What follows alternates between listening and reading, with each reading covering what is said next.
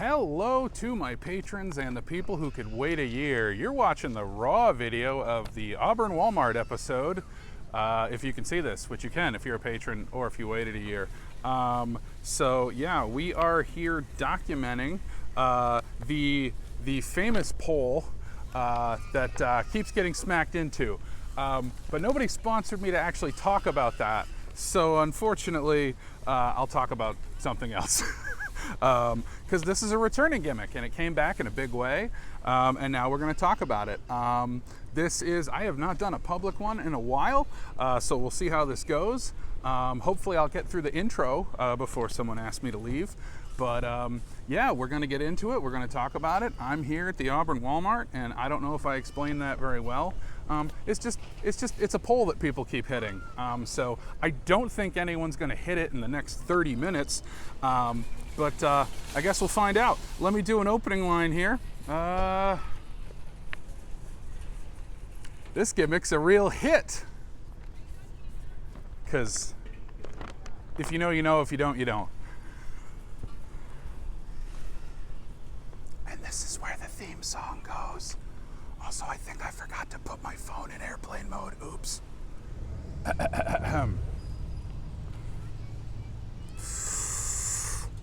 You're listening to Fix My Carcast, hosted by Bear Claw Billy, and this is episode 131. Comedian and musician Keith Hebert will be making another rollback to save you more. But first, knock, knock, knock, housekeeping. I didn't bring anything to knock on. This is the show where you pick what I say and how I say it. Pick a topic or prompt by donating to the GoFundMe, and vote on the gimmick by joining my Patreon for just $1 a month. Join at the $5 or higher level and also get bonus episodes and behind-the-scenes footage. Links are in the description. Also down there, merch. Get yourself some merch. Don't support those big stores. Support a big online store. Get yourself a Fix My Carcast t-shirt and everyone will love you. Asterisk, no guarantees.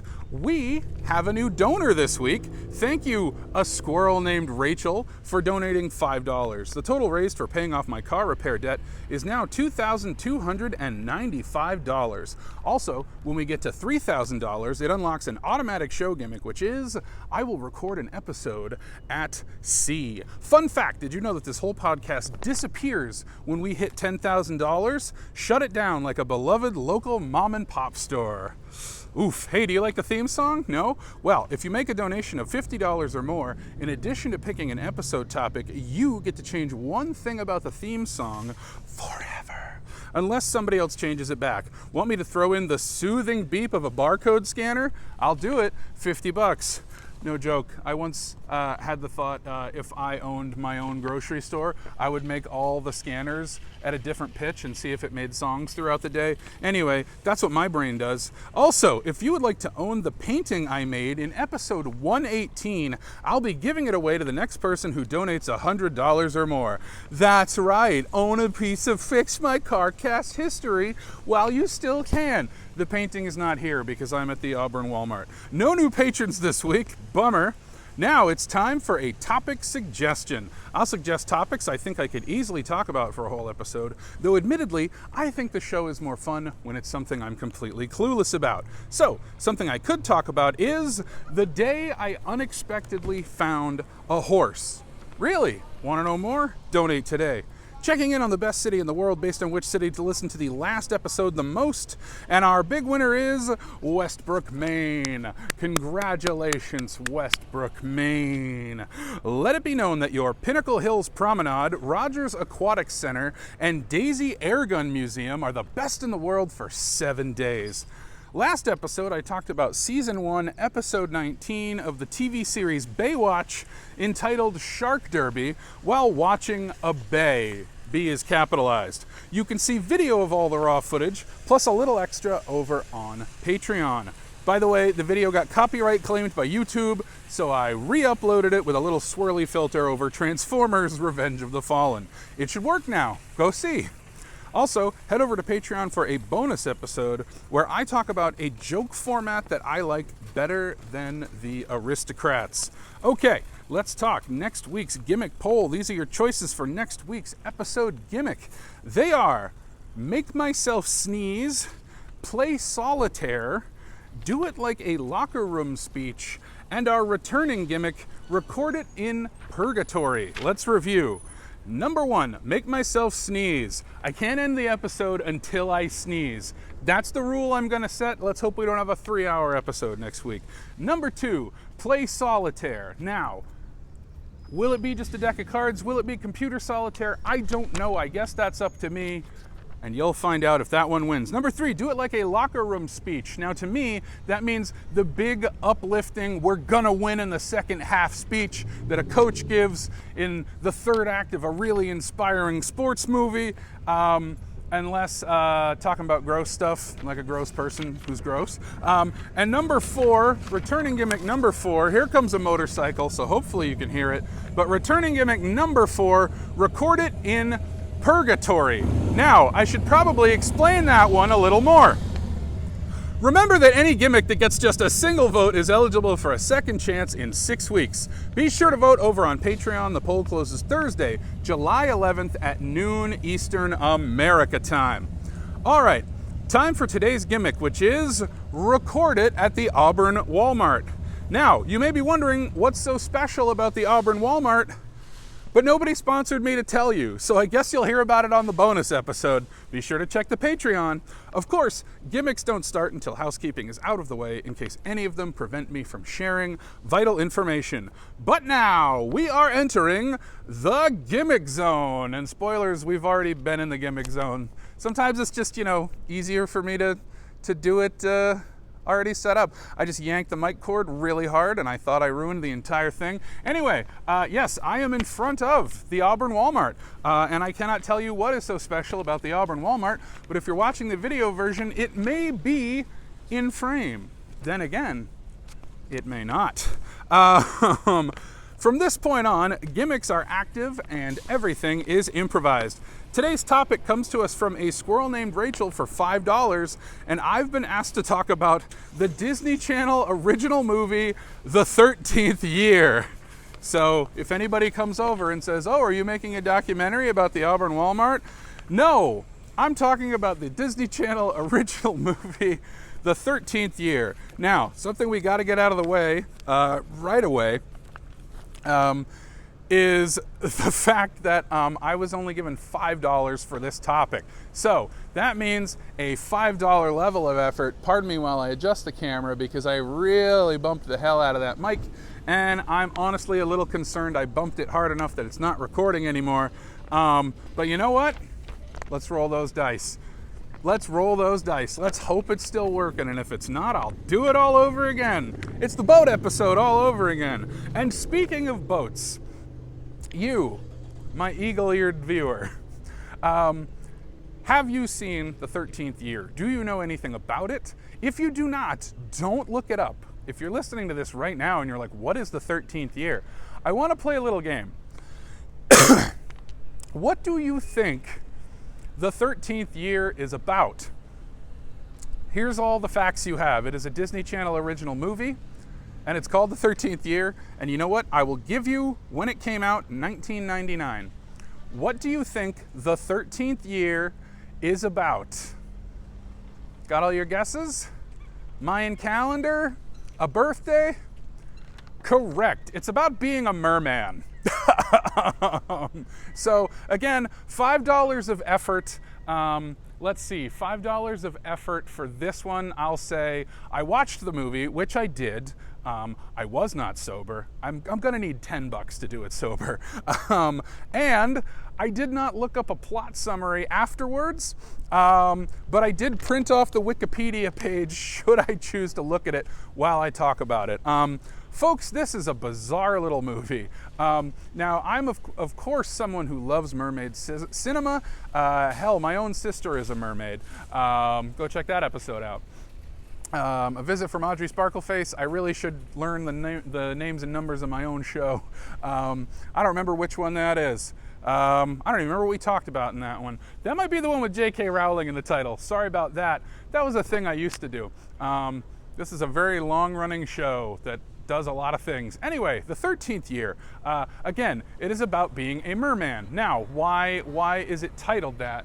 It is, of course, because he gets his merman powers in the 13th year of his life or something, I think.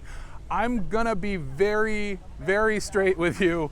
I wasn't really paying much attention to the movie, and I have many questions. I recommend you also don't watch it sober. Sorry, I thought the thing that makes Auburn Walmart special was about to happen, but it didn't. Boy, you're really going to love the bonus episode on this one. And you're going to love the episode you're listening to right now about the 13th year. So he's a merman. He's on the swim team. I'm not going to consult my notes. I did consult the notes to find out that it came out in the year 1999, the same year as The Phantom Menace. I was probably busy with that. I also did not have the Disney Channel at that point in my life. As far as I know, you can pop it up on Disney Plus if you yourself want to experience the film The 13th Year, which I may spoil for you a little bit, but it seems like it is.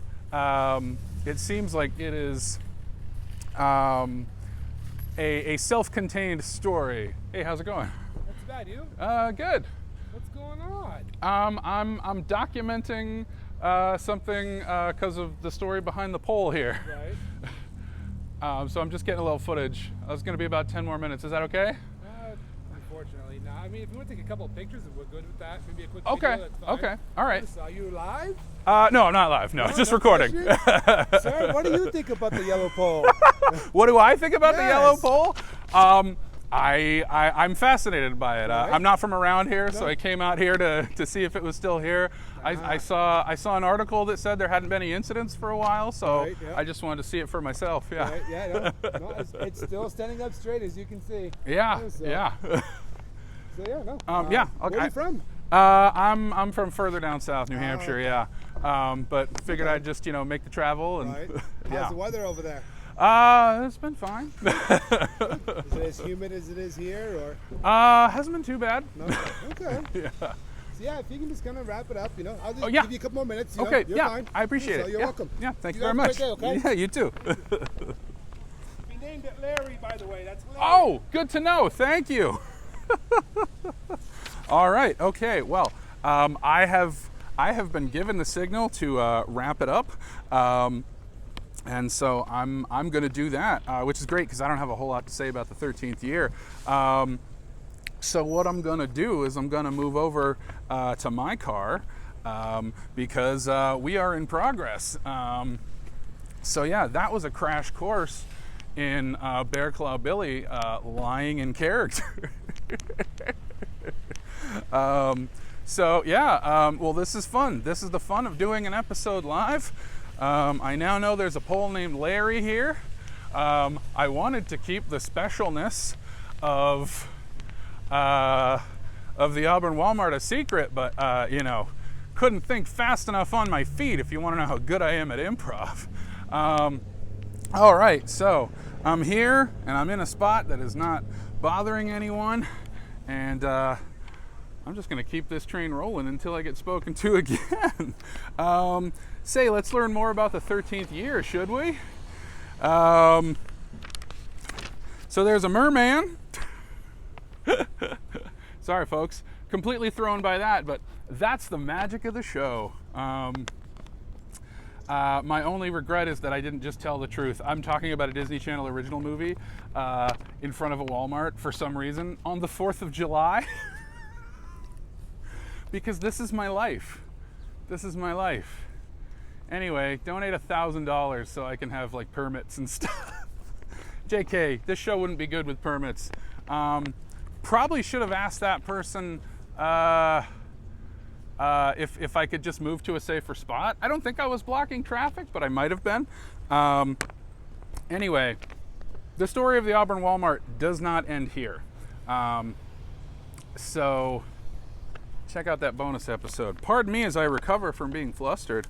Let's talk about Cody Griffin. Peter, that son's a my man. So the 13th year, here's what happens, okay? A merboy, you know what? I'm still not looking at the plot. As I understand it, a merboy ends up getting adopted somehow, and his powers will manifest in his 13th year, which is a really strange conceit for a movie. Again, the 13th year really feels like a title that got bounced around a boardroom, you know? Like, well, we don't want to come right out and say it's a merman movie, but we don't want to call it The Little Merman. So how about The 13th Year? The blandest title that tells you almost nothing. Also, 13, very famously, a superstitiously negative number. So at most, you might think it's a horror movie. And it does have some horrific things in it. Something that didn't even hit me while I was watching it was that the some of the merman abilities that the kid gets, I don't understand how they're connected to being a merman, up to and including he can shock people. I don't know if he's got like part electric eel DNA or something. And then the other thing is, I realized there are multiple times in the movie where he's attached to the ceiling, and that just feels straight out of Spider-Man. So I don't know many fish that are adept at climbing. So I don't understand how that's a merman power. Now, literally just now, lightning has just struck my brain. It's hitting me just now. Barnacles, maybe? Is that a barnacle ability? Again, do not take my assessment of the situation as like, oh, big old plot holes, because I was not paying very close attention. But yeah, so the kid gets like little fish scales on his arms, and he can electrically shock people. And I don't understand why. Also, there's a very, very weird scene where the kid is just walking around the locker room in his swim trunks, and the music is weird, and that's all I have to say about that. It doesn't fit the scene, it feels very strange, and honestly, that's about all I remember, other than, so the kid wants to be reunited with his mom, his mermom specifically, and so there's lots of scenes in the movie of him like, you know, she's calling to him, and he has to like run into the sea because he's a special, special boy indeed.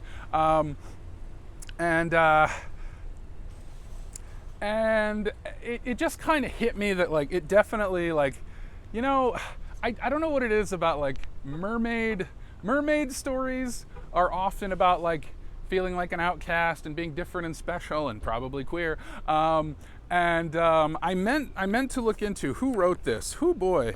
Well, Jenny Arata, Robert L. Baird, and Kelly Senecal. It took 3 people to come together to write this incredible movie, which, by the way, stars Dave Coulier, who's like the meme about town these days, for being the inspiration behind all those songs. But I think the fact that I'm like away from the front of the store, I think has pleased them enough that I can keep doing this comfortably. So let me get an angle that proves that I am still here. Not that any of you were like, wow, when you got yelled at, did you teleport? No, I did not. But anyway, all right, you know what? Do you want me to just like raw dog what the actual plot is? Here we go. I'm looking. Cody Griffin, an adopted teenager, his birth mother is a mermaid who left him on a boat. Okay, got that. She lured a fisherman and became obsessed with finding mermaids since. Okay, whoever wrote this is not very good at writing because they actually mean that the fisherman got obsessed with mermaids. Anyway, on his 13th birthday, Cody drinks a lot of water and he jolts Samantha with an electric shock when he kisses her. Oh no! That's always happening to me. Jess notices scales forming on Cody's hands and has only seen that kind of thing on frogs and lizards. Again, frogs, lizards, these aren't fish things. I don't understand the electric shock. I don't think an eel is a fish, biologically, maybe culinarily, I don't know. But Jess concludes Cody's turning into a merman. I remember Dave Coulier, just Dave Coulier-ing it up. But what he actually said, I don't remember. There were just a lot of moments of, that's so Dave Coulier. So if you are trying to complete your Dave Coulier binge watch, you can't forget The 13th Year. Random aside, I originally had this posed to me as I would like you to watch a bunch of DCOMs, and I didn't know what a DCOM was, and that's just a Disney Channel original movie. So I guess I am not enough of a Disney adult to know what DCOM stands for. But hey, if you want me to watch the Xenon movies, you can sponsor that coming up. Anyway, yeah. Dole Whip is my line for Disney fan because I'll never afford to go to Disney World.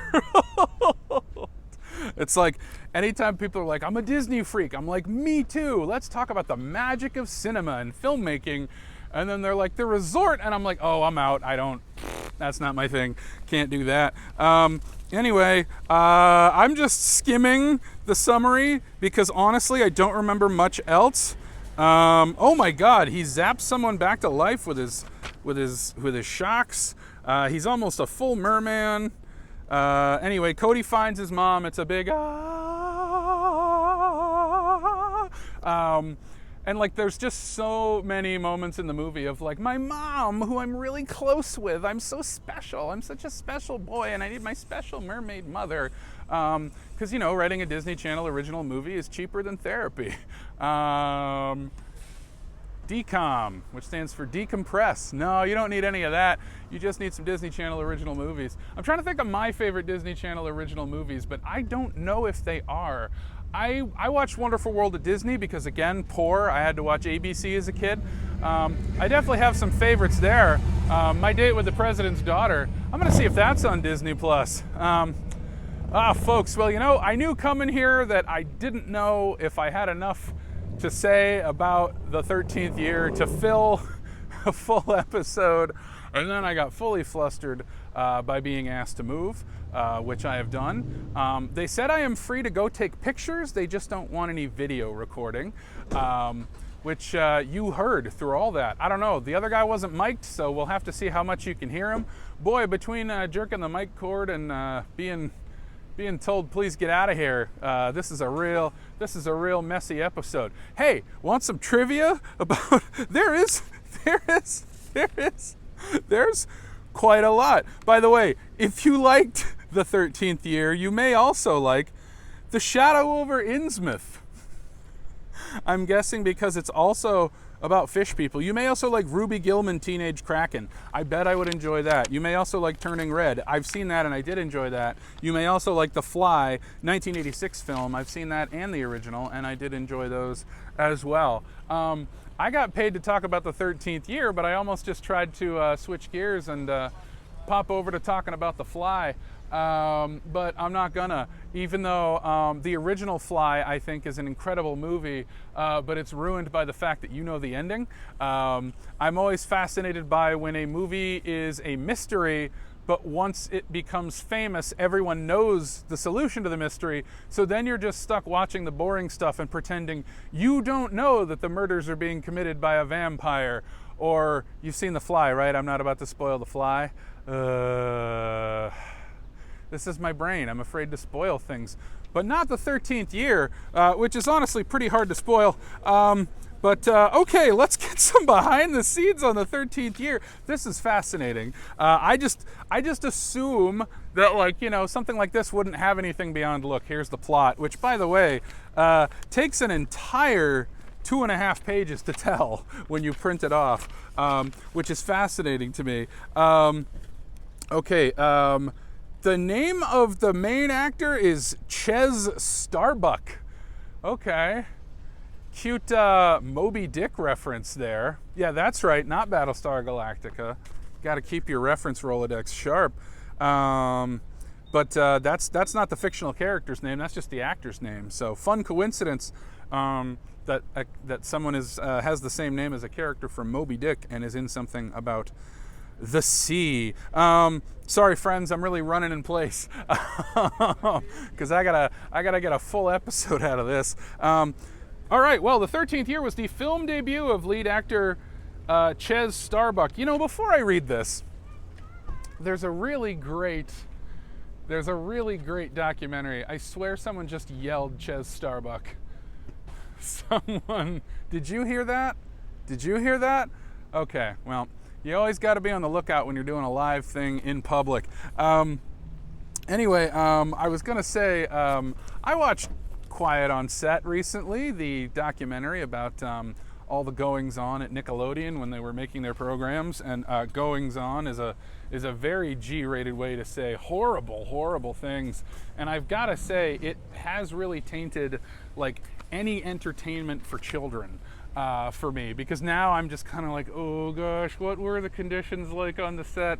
And I'm not gonna lie, I got those vibes from this movie, the vibes of wanting to know, like, ooh, is everything above board on this? Just for the record, I have no knowledge of anything horrible happening on the set of the movie. I just kind of had some moments where I was like, yeah. So, that said, I'm now going to read about the production, which hopefully doesn't have anything like that in it. Nope, nothing. Good, great. I just kind of wanted to hedge my bets before I read it, like, oh boy, oh golly, isn't making movies fun? Oh no, bad news. It was shot over a 6-week period in Southern California. Starbuck was advised by an acting coach for each day of filming. Wow, talk about breaking into the biz. The ocean scenes were shot in Newport Beach, and Cody's house was Point Fermin Light in San Pedro, California. So, to all my listeners in San Pedro, California, get over there. See the 13th Year house. The 13th Year premiered on Disney Channel on May 15th, 1999. It was Disney Channel's second highest rated film up to that point. A promotional tour for the film took place across a dozen cities during summer 1999. Were there any other big movies in 1999 that might have maybe necessitated a need for more publicity?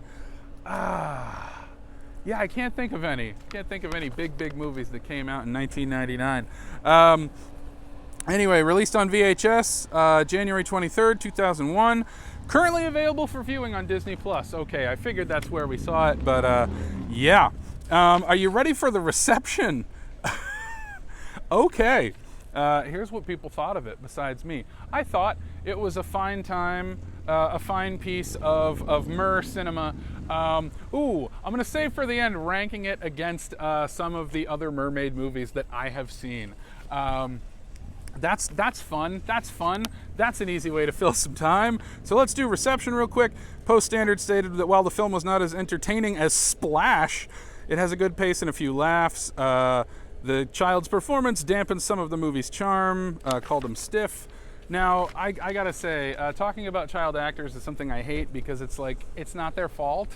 But also, bad child acting is really hard to watch. So it's one of those uncomfortable middle ground things where you're like, well, I don't want to be mean about this kid's acting, but also this is very hard to watch. In 2012, Complex ranked the film at number 17 on the magazine's list of the 25 best Disney Channel original movies. Okay. Aubrey Page of Collider in 2016 placed it at number 16, called it an indisputable DCOM classic. Entertainment Weekly ranked it number 7 on the top 30 DCOMs. Okay, well that's interesting. Considering how extremely average it seemed to me, that just makes me wonder what the rest of the DCOM oeuvre is like. Okay, folks, at the end, let's rank it against all the other mer movies that I have seen. I hate that came to me this far to the end. Now that I don't need to fill any time, of course, I have a great idea. But isn't that the way improv goes? Also, remind me to check this video before I leave because I might have to do this all over again. Okay, let's rank it. Okay, mermaid movies that I can think of right now. I have not seen Teenage Kraken, Ruby Kraken, whatever that one's called. I actually have not seen Luca yet. I need to get around to Luca, so we can't count that one. Okay, I mean, probably no surprise. Number 1 with a bullet, The Little Mermaid. Great movie. Maybe more of a surprise, very low do I rank Splash. I think Daryl Hannah makes an amazing mermaid, but the movie itself is just kind of a lot of shitty, toxic, born sexy yesterday tropes. And Tom Hanks' character is just straight up kind of an asshole. He doesn't really treat her like a person, and I don't like it. Even though critics call it this wonderful rom-com, not that big a fan of Splash. I am, however, a huge fan of the movie Miranda, starring Glynis Johns. Give that one a watch. I love it. I don't want to I don't want to flavor your viewing of it too much, but I will simply say I think the metaphor of being a mermaid is really strong in that one, like what it actually represents. And it's kind of weird that Miranda, a film I believe from the 30s, is more progressive than Splash, a film from the 80s.